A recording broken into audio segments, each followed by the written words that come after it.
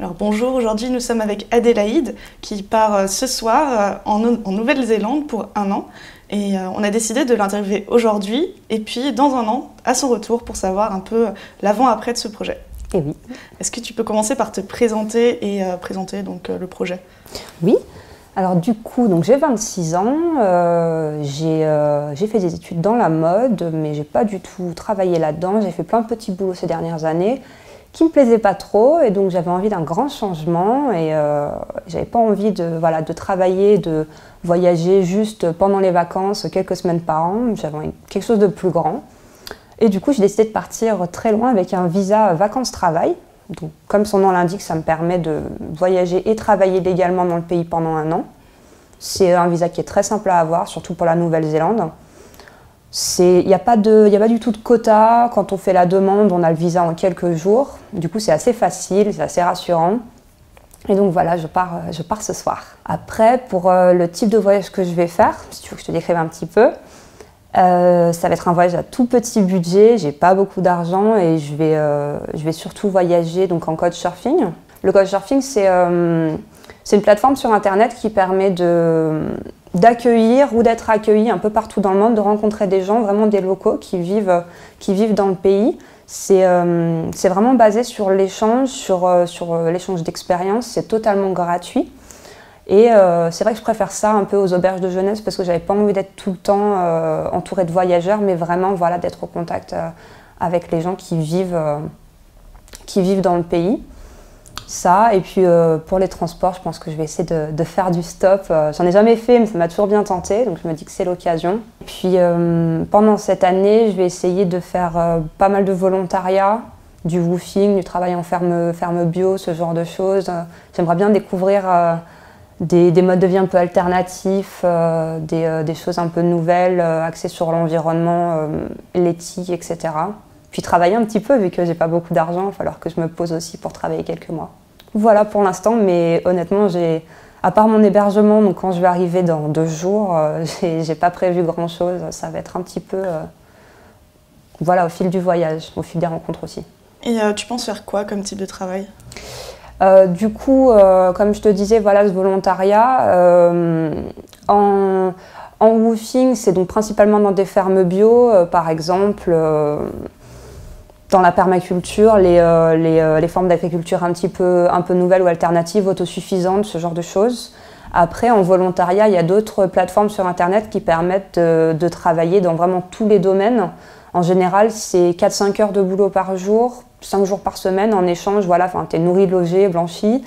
Et tu es avec d'autres voyageurs ou pas. Ça peut être, je sais pas, aider une famille avec ses enfants, je sais pas, pour faire les devoirs ou apprendre un petit peu la langue. Ça peut être travailler, par exemple, en auberge de jeunesse pour aider dans l'auberge en échange d'un lit. Ça peut être plein de trucs. Et après, je pense que cet été, du coup ce sera l'hiver pour moi en Nouvelle-Zélande, j'aimerais bien travailler 3-4 mois, alors soit dans un boulot un peu facile, dans le service, dans la restauration, voilà, ou alors je me vois bien bosser sur les marchés ou dans une sorte de coopérative avec, comment dire, pareil, les modes de vie un petit peu alternatifs, plus écologiques, éthiques. Après, je verrai ce qui se présente. Pour l'instant, je ne sais pas trop. Alors, tu es venue avec ton sac qui est tout petit. Oui. Est-ce que tu peux nous le présenter? Ça marche. Donc, j'ai voyagé aussi léger. Donc, j'ai un sac de 25 litres qui est tout petit. Même si, bon, il fait un truc comme 8 kilos, c'est pas trop lourd. Et l'avantage, c'est que je peux voyager du coup avec mon bagage cabine sans passer par l'enregistrement, voilà, tout ça. Même en dehors de l'avion, c'est ultra pratique et c'est une vraie liberté de voyager léger comme ça. Parce que du coup, je peux avoir mon sac tout le temps avec moi. Il est prêt en 5 minutes si jamais j'ai besoin de partir quelque part. Je suis jamais stressée de où est mon sac, est-ce que je l'ai perdu, est-ce qu'on me l'a volé. Il est toujours avec moi. Et puis bon, je peux marcher un moment dans la ville avec, c'est pas trop lourd. Dedans, du coup, j'ai vraiment le minimum. En vêtements, c'est vraiment basique. Je vais avoir un jean, une robe, 3 t-shirts, un sweat, une doudoune. En électronique, j'ai mon ordinateur. C'est ça qui doit être le plus lourd parce qu'il est assez vieux, donc il est un peu lourd. J'ai une liseuse, un appareil photo. puis mon téléphone. J'ai aussi mes affaires de course parce que j'aime bien faire la course à pied. Je vais essayer de faire mon premier marathon en Nouvelle-Zélande, je ne sais pas encore où. Donc j'ai mes chaussures et une tenue de course. Et qu'est-ce que j'ai d'autre? C'est à peu près, j'ai ma trousse de toilette avec voilà, le strict nécessaire, j'ai vraiment pas grand-chose. Et ça tient tout dans ce sac, c'est un sac assez magique. L'année dernière, j'ai voyagé 3 mois en sac à dos en Europe et ça m'a largement suffi. Donc je me dis, si je peux vivre 3 mois avec, je peux vivre plus longtemps. Ok, là comment tu te sens, sachant que tu pars dans quelques heures seulement? Oui, alors je suis assez partagée, je suis très impatiente. J'ai vraiment hâte parce que ça y est, c'est là, ça fait 6 mois que j'en parle.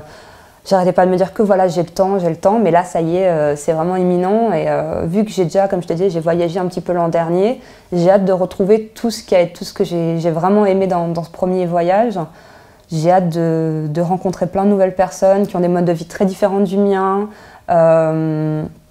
d'avoir toutes ces discussions avec eux, de remettre un petit peu en question aussi mes modes de vie à moi. J'ai hâte de voir vraiment les paysages de Nouvelle-Zélande, ça fait longtemps que ça me fait rêver aussi. J'ai vu plein de photos, j'ai regardé plein de vidéos. Il y a vraiment beaucoup, même si c'est tout petit, c'est un truc comme 2 fois la France, la Nouvelle-Zélande. Il y a énormément de choses à voir, plein de climats et de paysages vraiment impressionnants à voir. Et donc pour ça, je suis vraiment impatiente. Puis bon, j'ai hâte de voir aussi comment je vais me débrouiller toute seule à l'autre bout du monde pendant 1 an.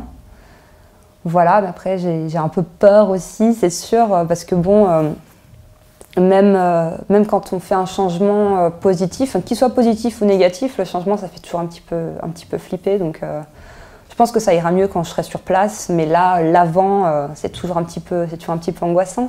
Mais bon, je sais que ça va être une expérience formidable. Je vais pouvoir faire ce que j'aime tout le temps, H24. C'est vrai que ce sentiment de se dire que je vais pouvoir faire ce que je veux, quand je le veux, avec qui je veux, pour le temps que je veux, ça fait justement un peu peur parce qu'on n'a pas l'habitude, généralement quand on a un boulot, surtout alimentaire comme j'ai pu faire ces dernières années, la plupart des décisions de la journée, elles sont prises pour nous et du coup on fait que suivre le mouvement. Et quand là on peut vraiment décider de tout, c'est assez génial. Et tu penses que tu en seras où dans 1 an, dans ta vie, dans ta tête, partout?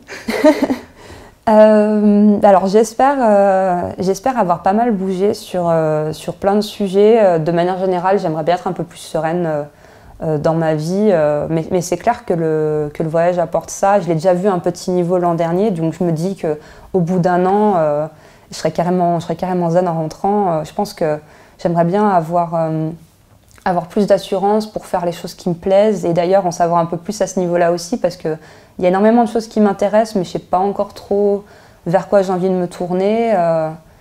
Après, dans des préoccupations un peu plus personnelles, j'aimerais être un peu plus à l'aise avec moi-même, m'accepter un petit peu plus. Je pense que c'est un peu le but de tout le monde,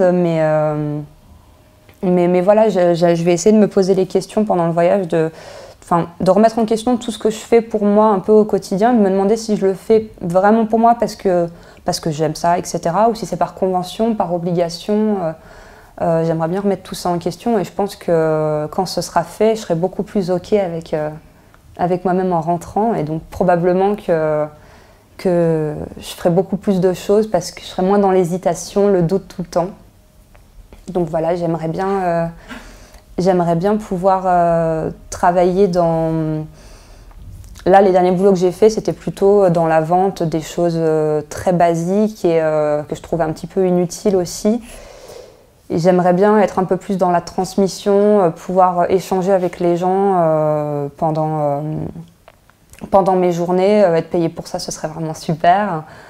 Voilà, après, j'ai pas d'idée précise, ça on verra à mon retour. Bien, merci beaucoup. Merci à toi. Est-ce que tu veux rajouter quelque chose? Pas forcément, même si je conseillerais à toutes les mademoiselles et vraiment à tout le monde de voyager parce que moi-même, avant d'être partie, je croyais que c'était quelque chose qui était pour les autres, que moi, je n'étais pas capable de le faire et surtout, je ne soupçonnais pas à quel point ça pouvait apporter énormément de choses, que ce soit sur soi, sur le rapport aux autres et à la vie en général.